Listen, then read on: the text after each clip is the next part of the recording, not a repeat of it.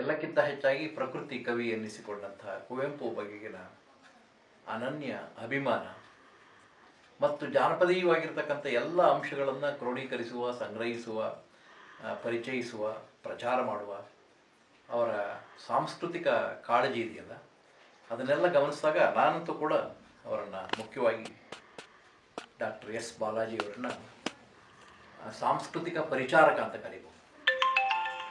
ಇನ್ನೂ ಒಂದು ಹೆಜ್ಜೆ ಮುಂದೆ ಹೋಗಿ ಅವರು ಒಬ್ಬ ಸಾಂಸ್ಕೃತಿಕ ರಾಯಭಾರಿ. ಇಂಥ ಹೆಚ್ಚು ಹೆಚ್ಚು ಜನ ಕನ್ನಡದ ಕೆಲಸಗಳಲ್ಲಿ ತೊಡ್ಕೊಂಡಾಗಲೇ ಕನ್ನಡದ ತೇರನ್ನು ಎಳೆಯೋಕ್ಕೆ ಸಾಧ್ಯ.